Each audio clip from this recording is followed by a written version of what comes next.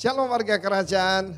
Di dalam Matius 24 dan juga Lukas 21 ketika murid-murid bertanya kepada Yesus, waktu itu mereka ada di Bait Allah, di pelataran itu, maka mereka bertanya 3 hal. Pada waktu itu mereka bertanya kapan itu akan terjadi dan apa yang akan terjadi kepada Bait Allah.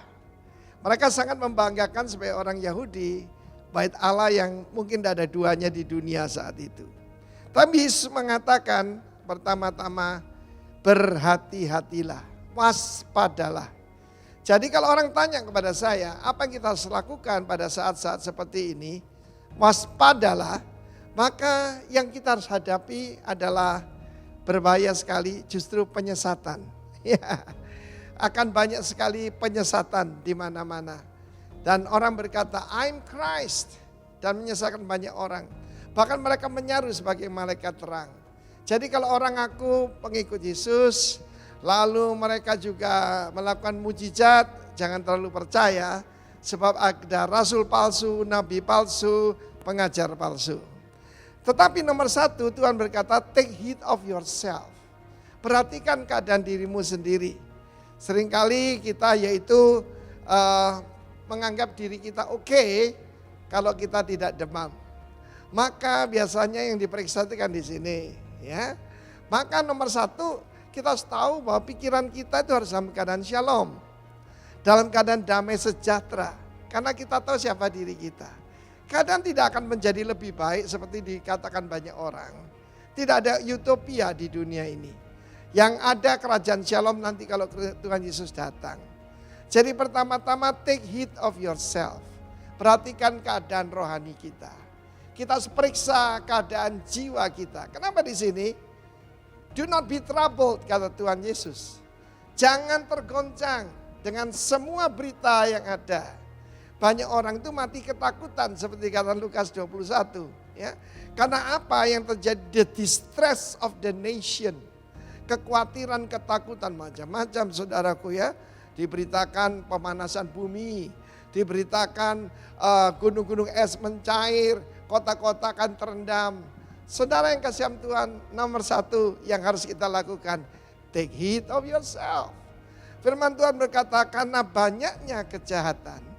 Kejahatan sana iniquity, bukan sin ya, iniquity. Ketika saudara melihat dosa dan soal biasa, hati-hati itu anomia. A itu tidak, nomia itu nomos, artinya tanpa hukum. Keadaan chaos tanpa hukum. Hukum yang mana? Hukum firman Tuhan. Jadi kita juga harus periksa hati kita. Karena firman Tuhan berkata, the love of many will wax cold. Wax cold itu bagaimana? Kalau kita minum kopi panas, lalu kita taruh yaitu di sini ya bukan dari cangkirnya, tapi pada tempatnya lepeknya itu lalu kita tiup gini. Maka itu wax cold, didinginkan. Roh dunia ini akan membuat kasih kepada Tuhan akan dingin. Karena itu selain periksa apa pikiran kita shalom, hati kita harus kita periksa apa panas bagi Tuhan. Saya berdoa kiranya termometer rohani kita periksa, hati kita mengasihi Tuhan dan mengasihi sesama. Sama seperti kita mengasihi diri kita sendiri dan mengasihi karena Tuhan lebih dulu mengasihi kita baru kita bisa mengasihi Dia kembali dan mengasihi sesama kita.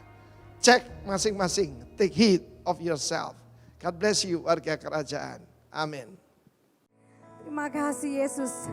Selidiki hati kami, ujilah kami Tuhan. Betapa kami mengasihi Engkau Yesus.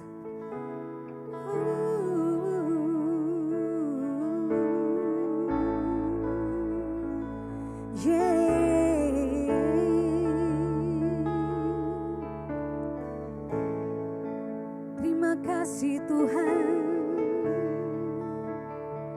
kami bersyukur buat kebaikan-Mu, buat segala yang telah Kau sediakan, buat kasih-Mu yang tiada pernah berakhir, buat pengorbanan-Mu.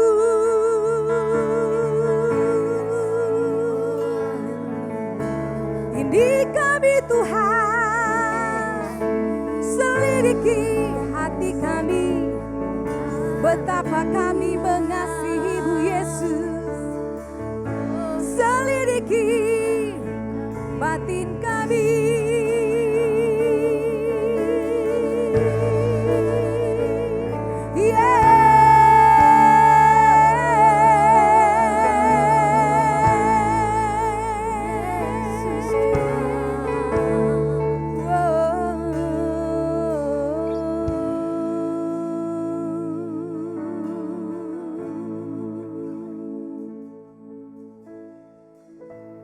Ujilah aku Tuhan, cobalah aku Tuhan, selidiki batinku dan hatiku,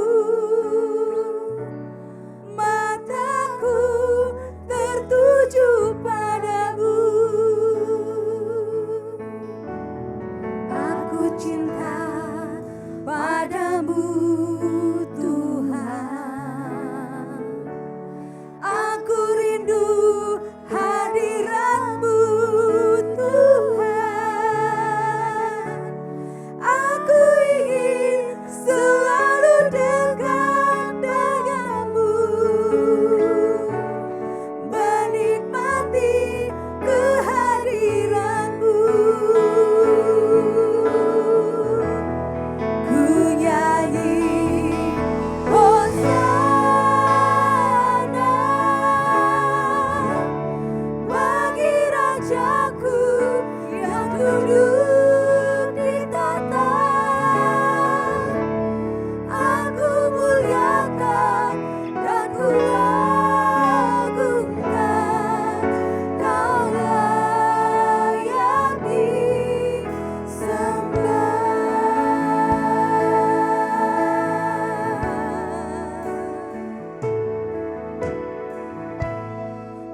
Ujilah aku Tuhan, cobalah aku Tuhan,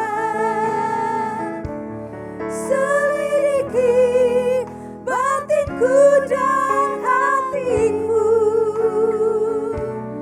mataku tertuju padamu. Aku cinta Engkau Tuhan, aku cinta, amin, padamu, yes, Tuhan. Aku rindu hadirat-Mu Tuhan, aku ingin selalu dekat padamu, menikmati kehadiran. Ku nyanyi Hosana, ku nyanyi Hosana,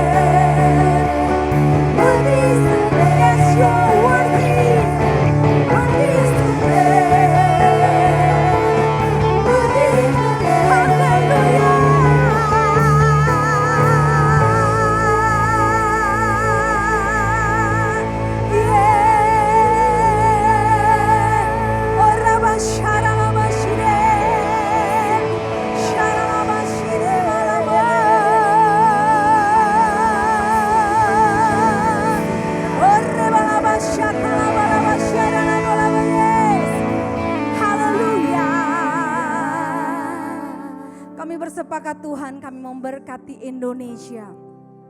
Shalom negeriku, shalom bangsaku Indonesia. Kiranya damai sejahtera Allah yang melampaui segala akal memenuhi hati dan pikiran setiap kita. Oraba syakira laba tasandara laba syara laba laba tandayara laba. Oribina masyaka laba laba takalabara tandera. Kami memberkati Tuhan para pemimpin di bangsa ini Tuhan Yesus. Kami berdoa buat Bapak Presiden kami Bapak Jokowi beserta jajaran pemerintahan yang ada Tuhan. Kami percaya hikmat Tuhan turun atas mereka sehingga apa yang mereka putuskan berasal daripada Engkau Tuhan. Terima kasih Tuhan Yesus, kami percaya Indonesia sudah diberkati, Indonesia sudah dipulihkan. Dalam nama Yesus kami boleh melihat Tuhan, ada nyanyian-nyanyian baru yang keluar Tuhan.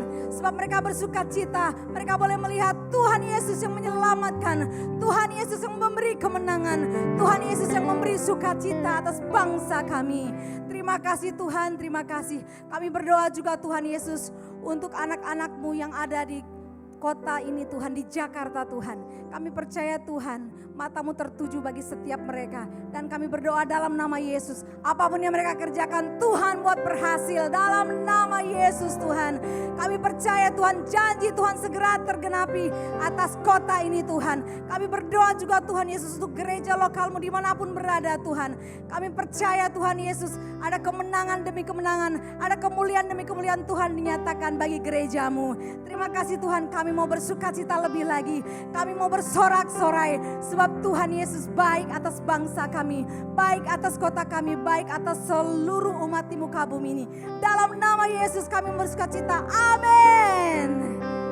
Haleluya. Terima kasih Tuhan. Terima kasih. Sebab di setiap musim Engkau ada Tuhan. Sebab tuntunan-Mu tidak pernah lepas bagi setiap umat-umat-Mu, bagi setiap anak-anak yang mengasihi Engkau. Kami bersyukur untuk kekuatan demi kekuatan yang Tuhan kerjakan bagi kehidupan kami. Kami melihat bagaimana tangan Tuhan menolong kami. Terima kasih Yesus.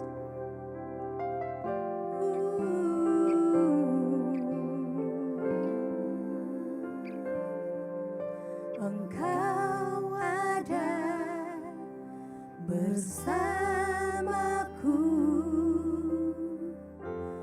di setiap musim hidupku. Tak pernah Kau biarkan ku sendiri.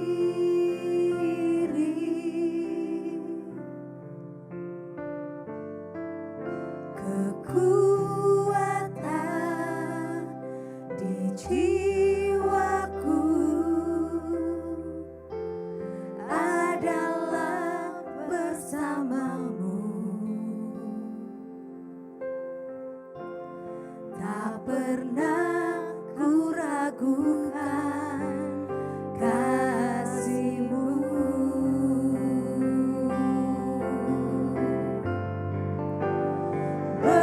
Bersamamu Bapa, ku lewati semua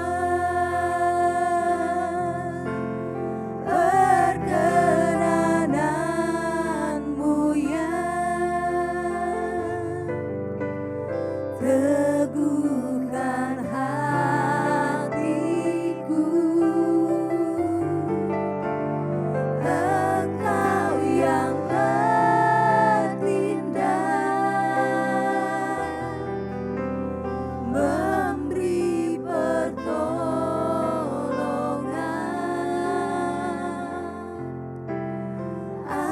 Anugerah-Mu besar melimpah bagiku.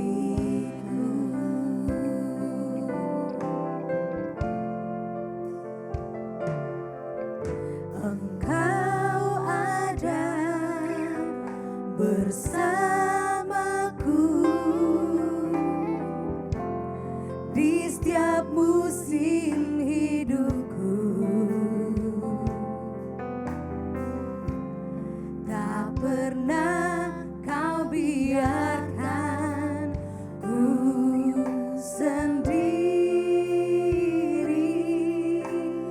kekuatan di hidupku.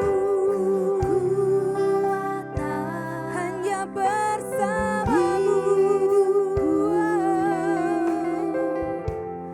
adalah bersamamu. Tak pernah ku ragukan kasih-Mu. Oh, bersamamu Bapa, Bersamamu Bapa, ku lewati semua perkenananmu teguhkan hatiku. Engkau yang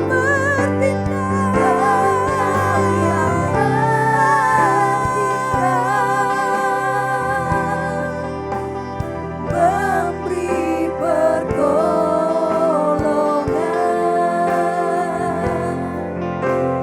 anugerah-Mu besar melimpah dalamku.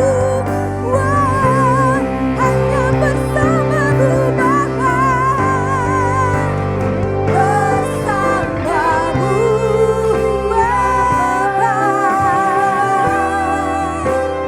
ku lewati semua perkenananmu teguhkan hatiku. Engkau yang indah, memberi pertolongan,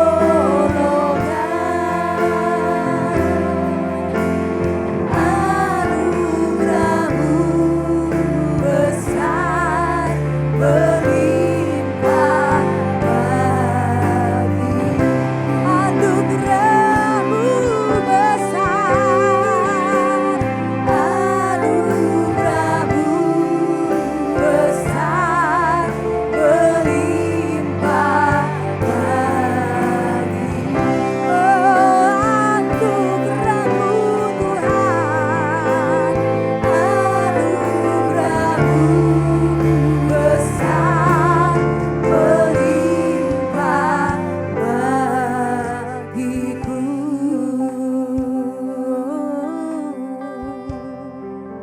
anugerah-Mu besar, anugerah-Mu melimpah di hidupku, anugerah-Mu besar di setiap hidupku Tuhan. Yesus, sungguh besar, sungguh besar, sungguh Kau besar, sungguh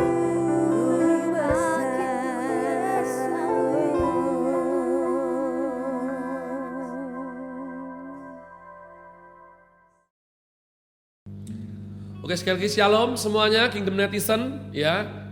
Shalom GBI Rock Pantai Indah Kapuk. Saya berharap semua sudah bergabung bersama kita semuanya. Saya akan sampaikan firman Tuhan sesuai daripada tajuk yang sudah ditetapkan oleh Bapak Gembala senior kita yang terkasih Dedi Arifin ya. Bahwa bulan September ini tema khotbah Rock Ministry adalah promoting. Setelah empower, saudaraku, equipping, sekarang promoting. Tahukah saudara bahwa kita sedang diajari untuk menjadi bapak. Walaupun mungkin umurmu muda umat Tuhan, tapi seni pembapaan ini ya, kamu tidak bisa nanti kalau sudah belakang baru belajar. Jangan. Se-early mungkin, sedini mungkin, belajarlah menjadi seorang bapak yang baik. Seorang bapak yang baik, saudaraku, itu akan empowering, akan equipping, dan akhirnya promoting. Nah, kita akan baca firman yang diberikan yakni 1 Petrus 5 ayat yang ke-6. Saya rindu sekali lagi walaupun sudah di rumah masing-masing, jangan malas untuk buka firman. Ya, kalau bisa jangan pakai gadget yang di rumah maksud saya. Mari buka saudaraku. 1 Petrus 5 ayat yang ke-6 berkata bahwa karena itu rendahkanlah dirimu di bawah tangan Tuhan yang kuat, supaya kamu ditinggikannya pada waktunya. Rendahkanlah dirimu di bawah tangan Tuhan yang kuat, supaya kamu ditinggikannya pada waktunya. Saudaraku perhatikan, ya. Karena itu. Apa itunya umat Tuhan? Itunya itu apa? Nah, kita akan senang sekali umat Tuhan, ya. Kalau baca firman Tuhan, karena itu kamu harus cari terlebih dahulu. Itunya apa, baru bisa mengerti. Mari kita buka dengan cepat 1 Petrus 5 ayat yang ke-5, supaya kita mengerti itunya itu apa umat Tuhan ya. 1 Petrus 5 ayat yang ke-5. Demikian jugalah kamu, hai orang-orang muda, tunduklah kepada orang-orang yang tua, dan kamu semua, rendahkanlah dirimu seorang terhadap yang lain. Sebab Allah menentang orang yang congkak, saudaraku. Ya. Allah menentang orang yang congkak. Congkak itu sombong, sombong itu arogan, saudaraku ya. Tetapi mengasihani orang yang rendah hati. Allah menentang orang yang congkak tetapi mengasihani orang yang rendah hati karena itu. Nah, itunya udah ketemu. Ya. Itunya sudah ketemu. Nah, umat Tuhan, ini adalah suatu pembelajaran hukum yang sangat tua daripada filsafat Yunani, yakni hukum kausatif, sebab akibat. Kalau saya berkata, saudaraku, kok harus familiar kalau saya pakai contoh Ferry terus ya, karena emang kami berdua ini terus, saudaraku ya. Kalau saya tunjuk yang di studio ini, saudaraku, kau gak bisa tampak ya. Kalau Ferry, saya berkata ya, karena itu Ferry sampai rela diet habis-habisan. Karena itu Ferry sampai rela diet habis-habisan. Maka saudaraku, itunya itu pasti berharga banget. Ya. Karena itu Ferry sampai rela diet habis-habisan. Jadi umat Tuhan, tanpa ngerti itu dia nggak mungkin diet. Saya ngerti, sungguh. Tapi pada waktu dia ngerti itu, somehow saya juga akan ngerti itu. Oh, inilah alasan Ferry diet habis-habisan. Karena itu. Nah umat Tuhan, kenapa ini penting? Karena prinsip kausatif ini seringkali otak manusia udah nyampe pemahamannya, tapi hati belum. Ya. Siapa yang tidak mengerti mengampuni, mengasihi itu lebih bagus daripada membenci? Faktanya, siapa yang mengerti bahwa bekerja karya nyata itu lebih bagus daripada omong kosong belaka? Nyatanya, wah ini lagi parah ini. Siapa yang tidak mengerti kalau Tuhan itu lebih penting dari mamon? Iya kan? Faktanya. Jadi umat Tuhan, ini adalah itu yang didapatkan oleh Rasul Petrus. Diajarkan kepada engkau dan aku. Dia belajar dengan begitu sulit umat Tuhan. Kau harus mengerti. Pribadi ini, kakak rohani kita ini sampai menyangkal guru kita 3 kali umat Tuhan. Ya. Jadi belajar sesuatu yang bagus sekali. Jangan terlalu lama terpuruk kalau bikin kesalahan. Yang penting kamu harus belajar dari kesalahan itu. Kamu belajar lebih bijaksana apa umat Tuhan? Tuhan mengasihi orang yang rendah hati. Itu pesannya. Tuhan benci orang yang sombong. Jadi saudaraku, rendahkanlah dirimu di bawah tangan Tuhan yang kuat. Promosi itu banyak sekali. Promosi adalah hal yang diidam-idamkan oleh umat manusia. Pengen naik pangkat, pengen naik jabatan, pengen gaji tambah, pengen berkat tambah, saudaraku. Kita senang sekali dengan permainan kata 30, 60, 100 kali lipat. Hari-hari ini banyak sekali yang kecewa dengan pendeta. Saya bilang ini, salahmu sendiri. Kamu yang letakkan hidupmu di jemaat, di gereja itu. Doa sungguh-sungguh sama Tuhan. Dan saya sudah gak mau konseling lagi. Pak, ini kenapa di gereja kami dimintain uang terus? Kamu di situ kok. Saya gak mau. Nanti saya ngomong sesuatu salah kamu sampaikan malah jadi masalah buat saya. Saya sudah tidak perlu tambahan masalah umat Tuhan. Koleksi masalah saya sudah banyak ya. Jadi silakan kamu tanggung jawab. Kamu ada di gereja mana dukung. Kalau memang dia tidak bisa, kalau melihat beberapa hal, kamu dipakai Tuhan.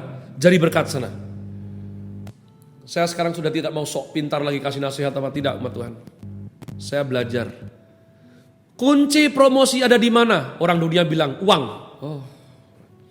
Kunci promosi ada di mana? Teman-teman bintang 3, bintang 4. Kunci promosi ada di mana? Talenta. Nah, saudaraku.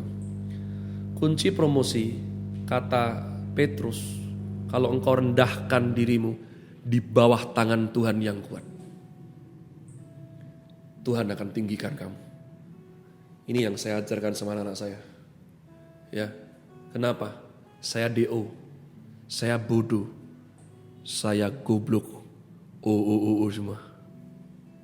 Dari mana ada hari ini, umat Tuhan? Saya belajar. Dulu sebelum saya mengerti hal ini, kebalik-balik jadi orang. Ya, kebalik-balik jadi orang. Sama Tuhan, gak takut. Konsep merendahkan diri di bawah tangan Tuhan yang kuat, gak paham. Tapi kalau ada orang tajir lewat, Shalom Om, saudaraku. Saya tidak suka disebut orang penjilat. Tapi saya sendiri kalau ingat, kenapa aku lebih baik sama yang ini? Kalau sama yang ini kok biasa saja ya? Saya orang baik. Saya dididik papa mama saya orang baik sama Tuhan.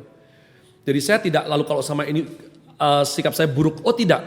Yang saya telaah dari jiwa saya sendiri, ya ini aib saya. Kenapa kalau sama om yang ini biasa? Baik tapi biasa. Tapi kalau sama yang satu ini seperti ada sesuatu keistimewaan. Wah iya om, war. Saya langsung jijik sama diri saya sendiri. Oh my goodness. Saya bersyukur sekali dibesarkan oleh orang tua yang tekankan ini berulang-ulang. Ya. Bahkan sejak kami sekeluarga ikut Tuhan Yesus makin lagi ditekankan. Yakni kehormatan sama Tuhan. Bahwa kita harus bersikap sama baiknya.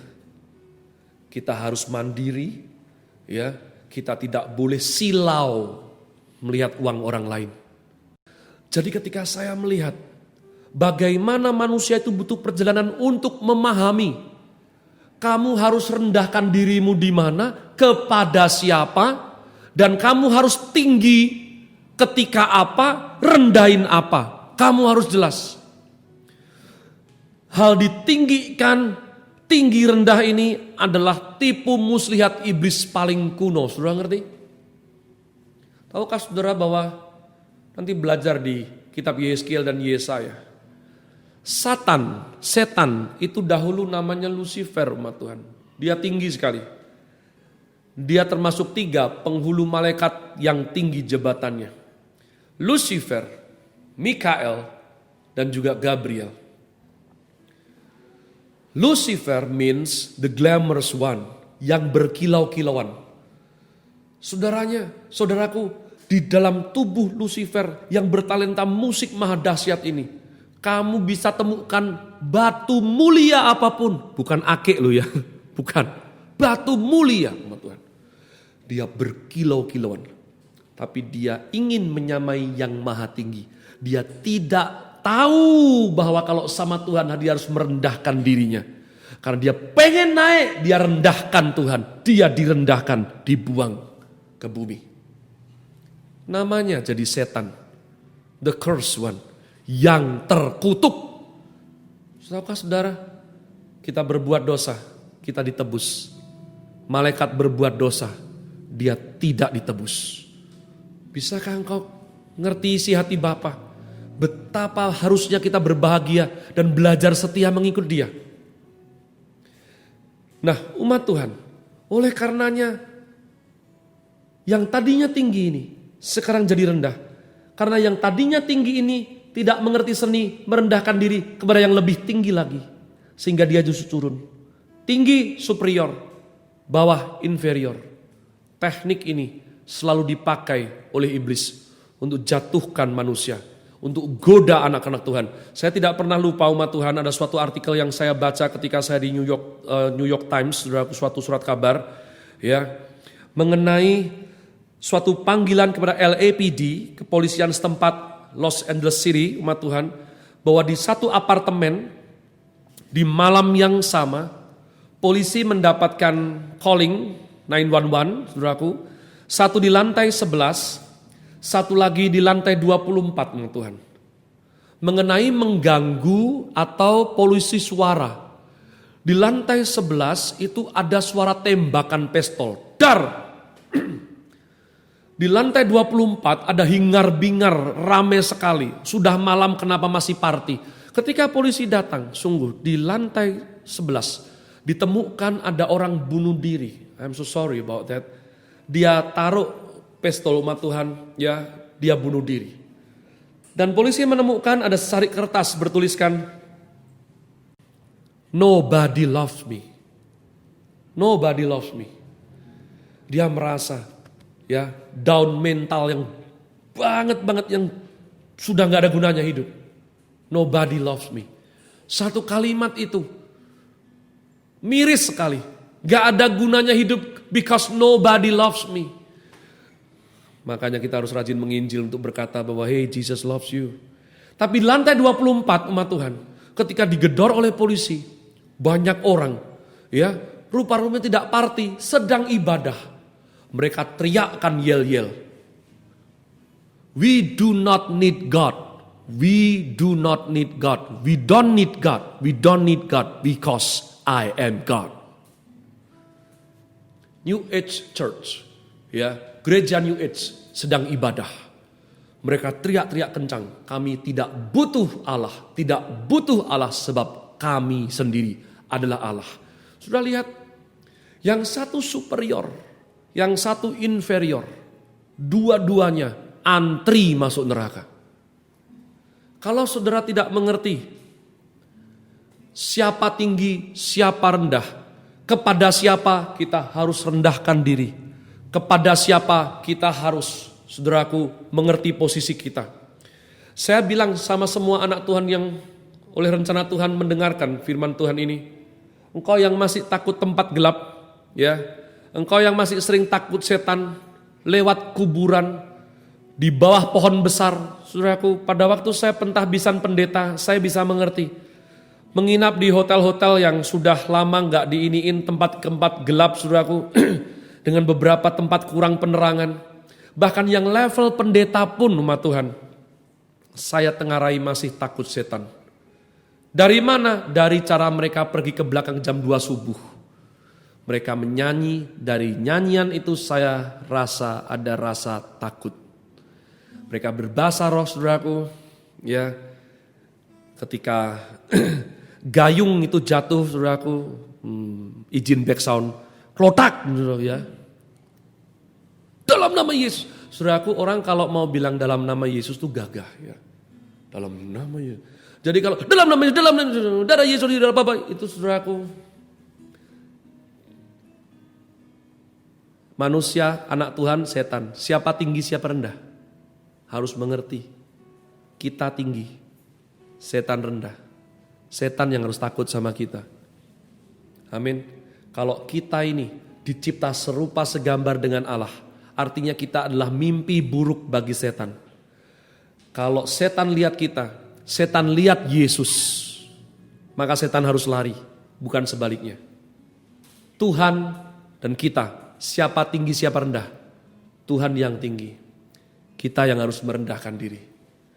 Mengerti hal ini, umat Tuhan, kau akan memahami kunci mengapa seorang Petrus yang tadinya kasar, jagonya salah ngomong, seperti salah satu orang di ruangan studio ini, bisa dipromosikan Tuhan menjadi salah satu bapak gereja. Bahkan di Kaisaria Filipi, Tuhan Yesus berkata, bukan kepada yang lain, terus Petrus, kunci ini kuberikan kepada kamu. Dari situ, umat Tuhan, gereja established, didirikan. Jadi umat Tuhan, kita harus paham, ya, kalau perhatikan baik-baik, kalau sungguh Tuhan itu segalanya dalam hidup ini, bukankah kita cuma takut kalau kehilangan Dia? Iya kan? Katanya Tuhan segalanya. Berarti kalau Tuhan segalanya, kita hanya perlu takut satu hal di dunia ini. Takut kehilangan Dia. Jangan dibalik. Semua hal kita takut kehilangan. Tapi sama Tuhan tidak ada rasa takut kehilangan. Kalau tidak ada rasa takut kehilangan, kamu gak mungkin worship dalam. Kamu gak mungkin baca firman.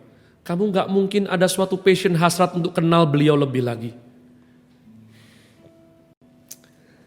Saya kehabisan waktu selalu seperti ini, saudaraku ya, gara-gara ibadah online. Nah, saya mau tutup dengan demikian. Di dalam tajuk promoting tema khotbah Rock Ministry bulan ini, kita menemukan ada 3 hal umat Tuhan yang merupakan leveling. Ya, yang pertama adalah involvement, keterlibatan. Yang kedua adalah komitmen. Yang ketiga adalah engagement. Saya curiga saya hanya bisa sampai involvement umat Tuhan. Baru nanti saya sambung lagi minggu depan. Ya. Nah, umat Allah, involvement atau keterlibatan. Ini menjawab pertanyaan kita, mengapa ada orang-orang yang katanya sayang sama Tuhan, tapi dia tidak mau tertanam dalam gereja lokal tertentu. Sama aja. Saudaraku, memang betul, sama saja. Tidak ada gereja yang sempurna, selalu ada kelemahannya. Paling tidak, saya bisa anjurkan dengan tulus. Carilah gereja di mana Yesus sungguh-sungguh Tuhan. Artinya apa? Gampang. Hamba Tuhannya bisa dikasih masukan, bisa ditegur kalau perlu. Ya, di Jogja sini, siapapun bisa nasihati saya umat Tuhan, bayangkan.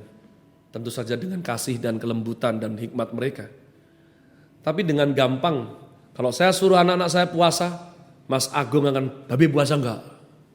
Coba sama yang lain, apa berani itu. Ya. Jadi Yesus harus Tuhan. Lalu firman Tuhan, kau harus jeli, kau harus peka. Kalau khotbahnya itu saja umat Tuhan, maka harta kekayaan rohani yang sedemikian berlimpah yang disampaikan oleh rasul-rasul kepada kita, sayang sekali. Jadi kau harus ngerti, gampang kok. Lihat gaya hidup hamba Tuhannya. Apakah dia susah dicari? Apakah dia hanya bergaul dengan kalangan tertentu? Apakah dia terlalu suci sehingga tidak bisa turun ke bawah? Nah, ketika saudara walaupun sulit, tapi by the grace of the Lord, dengan penyertaan Roh Kudus saudara pasti bisa menemukan ya gereja lokal di mana Tuhan berkenan engkau ada di situ. Kau harus terlibat umat Tuhan. Kau harus terlibat. Kalau tidak, promosi dari Tuhan tidak akan bisa datang. Jangan salah, Pak, yang itu Kristennya nggak betul, toh naik terus, saudaraku. Ingatkah saudara pada waktu Tuhan Yesus dicobai oleh iblis langsung di padang gurun? Pencobaan ketiga namanya apa? Iblis bilang kepada Tuhan Yesus, "Worship me, sembahlah aku.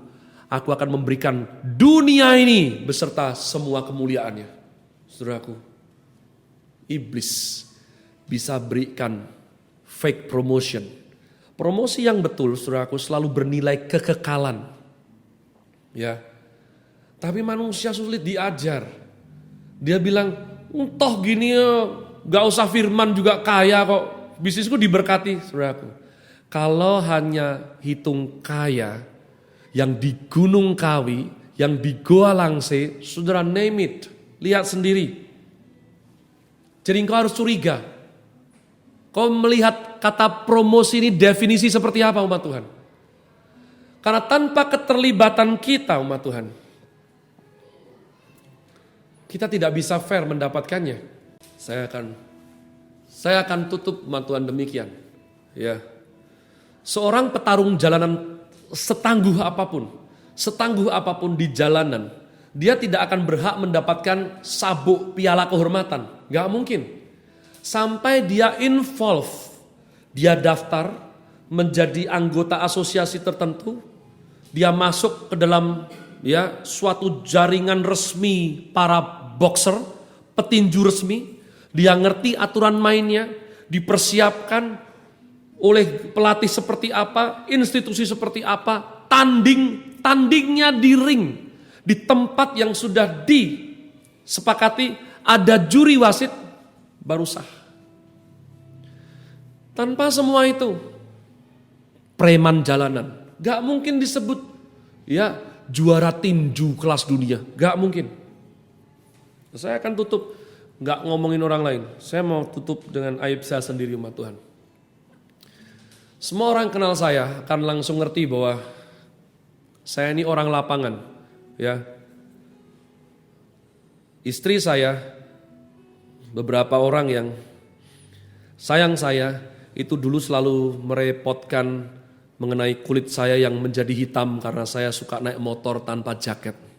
Sayang nanti kulitnya hitam, dan saya tidak peduli umat Tuhan. Ayah saya itu tepuk jidat berulang-ulang karena melihat kenakalan saya. Kenapa anaknya ini bisa berandalan seperti ini? Jadi intinya saya lebih nyaman. Saya lebih nyaman di luar sana daripada dipanggil di istana kerajaan. Di kepresidenan seperti itu saudaraku ya. Walaupun saya tahu saya harus belajar karena kita ini disebut putra-putri kerajaan Allah. Nah imbasnya jelas dong. Saya lebih suka kongkau dengan Handri, Mas Agung, Ferry di angkringan, pakai celana kolor pendek, ya t-shirt yang udah agak kumel tapi udah enak, fit di badan, seruput kopi, ngobrol tentang firman atau siapapun saudaraku, daripada meeting pendeta. Ya. Akibatnya, setelah saya si bodoh ini ngerti panggilan hidup saya sebagai gembala, di mana gembala mau nggak mau harus punya level pendeta, ya, lalu harus rapat pendeta. Saya mulai resah. Saya ini ngapain ya, ini sampai kapan nih saudaraku ya? Orang-orang mengasihi saya selalu bilang, karena saya sering izin pipis, saya ke toilet saudaraku, ya. Kadang-kadang bapak rohani saya bilang, kamu sering banget ke toilet ya. Kenapa bisa ke toilet tuh izin dari tadi kok 1,5 jam? Saya bilang, pipisnya banyak berliter-liter. Intinya saya gak suka umat Tuhan. Tapi beliau mengajarkan saya seperti ini. Caleb, kenapa kamu gak suka meeting? Karena di dalamnya orangnya gak nyenengin. Saya berharap hamba Tuhan berbicara seperti daddy saya misalnya. Berbicara yang halus, yang kepentingan Tuhan dan kepentingan jemaat, bukan kelihatan kalau bertanding egonya masing-masing. Dan mengarang cerita mengenai progres, saya ngerti betul faktanya tidak seperti itu. Lalu dia bilang sesuatu yang menohok hati saya. Oh jadi kamu itu malas meeting karena di dalamnya banyak orang tidak asik. Iya Dad, itu salahmu. Itu salahmu. Saya kaget sekali umat Tuhan. Loh kok bisa salah saya? Kamu orang asik atau tidak? Kira-kira seperti itu saudara. Saya asik, tanya anak-anak saya. Nih, anak-anak saya lumayan asik loh. Kalau orang asik gak suka meeting, padahal meeting tidak terhindarkan penting, tebak. Yang meeting orang-orang apa? Orang nyebelin, orang ambisius, orang kurang asik. Itu semua karena orang asik yang cinta Tuhan males meeting.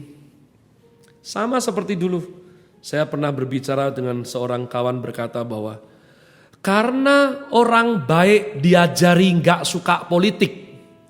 Ya kan? Hei jangan politik, politik itu jahat. Saudaraku, politik tidak terhindarkan. Politik jahat kalau politikusnya jahat. Tapi semua dari keluarga orang baik dibilang, nah jangan main politik, politik itu jahat. Mama saya bilang gitu. Hei, jangan main politik, politik itu jahat. Kalau orang baik tidak mau masuk involve ke politik, tebak. Siapa yang di dalam? Ya betul orang jahat semua. Akibatnya, kebijakannya jahat. Akibatnya, koruptor, korupsi terus merajalela. Kenapa? Karena orang baik diam saja. Bagaimana? Orang baik kalau tidak involve, tidak dapat promosi. Sedangkan di sini terus. Saya berdoa ini boleh menjadi suatu wawasan baru.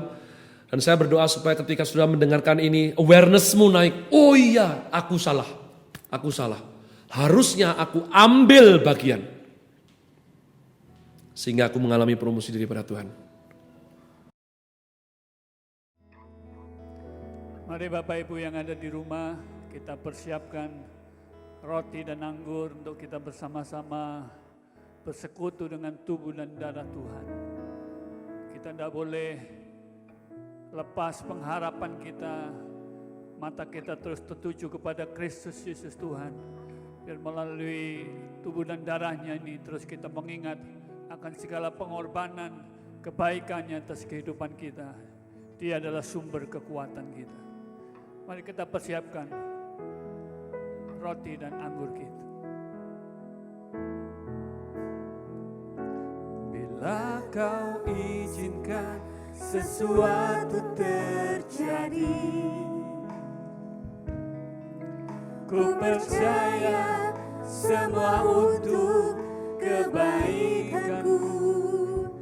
Bila nanti telah tiba waktu, ku percaya kuasa-Mu memulihkan hidupku. Bila kau izinkan, sesuatu terjadi, ku percaya semua untuk kebaikanku. Bila nanti telah tiba waktu-Mu, ku percaya kuasa-Mu memulihkan hidupku. Waktu Tuhan pasti yang terbaik. Walau kadang tak mudah dimengerti, lewati cobaan, ku tetap percaya waktu Tuhan pasti yang terbaik. Waktu Tuhan pasti yang terbaik. Amin. Walau kadang tak mudah dimengerti, lewati cobaan, ku tetap percaya waktu Tuhan pasti yang terbaik. Mari mengangkat roti tinggi-tinggi sambil mengucap syukur kepada Tuhan. Bapa, ini syukur kami, ini syukur umat-Mu. Di tengah-tengah kondisi apapun yang Tuhan izinkan, biar hati kami terus meluap dengan ucapan syukur kepada-Mu. Karena kami tahu ada rancangan Tuhan yang terbaik buat hidup kami. Tuhan, kami menaruh harap kami hanya kepada Engkau ya Tuhan, sumber pengharapan kehidupan kami. Kami percaya roti ini adalah tubuh-Mu. Waktu kami memakannya, kekuatan Tuhan turun atas kami. Percayakah Bapak Ibu yang dikasihi Tuhan bahwa roti yang kita angkat tinggi ini persekutuan kita dengan tubuh Yesus. Mari makan dalam nama Yesus Tuhan.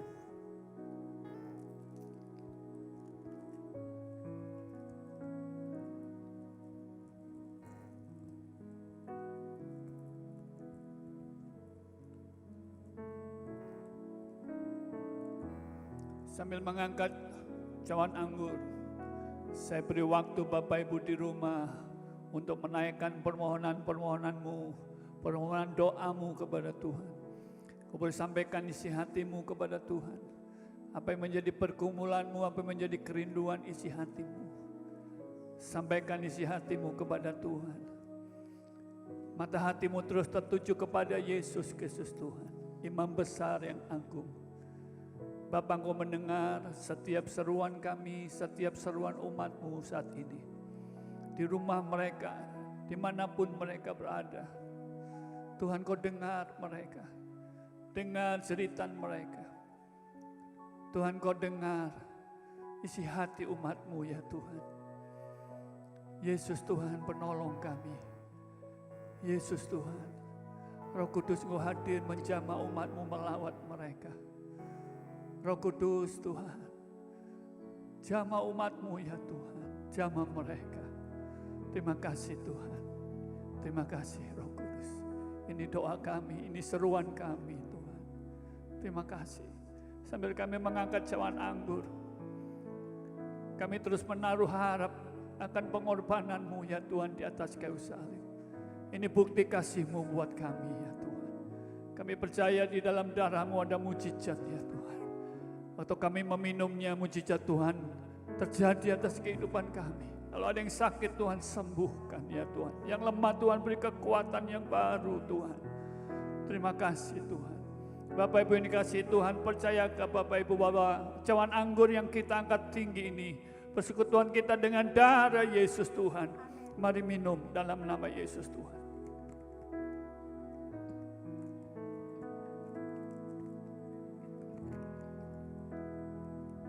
Waktu Tuhan pasti yang terbaik, walau kadang tak mudah dimengerti, lewati cobaan, ku tetap percaya waktu Tuhan pasti yang terbaik. Katakan waktu Tuhan, waktu Tuhan pasti yang terbaik, walau kadang tak mudah dimengerti, lewati cobaan, ku tetap percaya waktu Tuhan pasti yang terbaik. Lagi katakan waktu Tuhan, waktu Tuhan pasti yang terbaik, walau kadang tak mudah dimengerti, lewati cobaan, ku tetap percaya waktu Tuhan pasti yang terbaik, lewati cobaan, ku tetap percaya waktu Tuhan pasti yang terbaik. Lewati cobaan, lewati cobaan, ku tetap percaya waktu Tuhan pasti yang terbaik. Mari angkat kedua tanganmu. Kami menyerahkan hidup kami dalam tangan Tuhan sepenuhnya. Tuhan, hamba-Mu saat ini berdoa memberkati seluruh umat-Mu. Untuk hari-hari ke depan yang mereka akan lalui. Kami percaya tangan Tuhan menyertai umat-Mu. Berkat Tuhan ada atas umat-Mu. Ada dalam rumah tangga mereka. Tuhan hadir di tengah-tengah mereka. Tuhan yang memberi kesehatan, perlindungan sempurna, pemeliharaan yang sempurna atas umat-Mu. Berkati rumah tangga demi rumah tangga umat-Mu ya Tuhan. Suami istri bersama dengan anak-anak, karuniakan kerukunan atas mereka. Berkati usaha mereka, berkati pekerjaan mereka, berkati bisnis mereka ya Tuhan. Mujizat demi mujizat Tuhan Kau nyatakan atas mereka. Dalam nama Yesus Kristus Tuhan. Sebab Engkau sudah berfirman, diberkati orang-orang yang mengandalkan Engkau ya Tuhan. Dalam nama Yesus Tuhan. Berkat-Mu turun juga atas anak-anak dan cucu-cucu umat-Mu ya Tuhan, dengan takut akan Engkau. Berkat damai sejahtera-Mu, berkat sukacita, berkat kebenaran-Mu, yaitu berkat kerajaan-Mu sendiri Tuhan dilimpahkan atas umat-Mu. Mulai siang ini sampai selama-lamanya, di dalam nama Yesus Kristus Tuhan. Saudara yang diberkati dan siap jadi berkat, sama-sama katakan amin.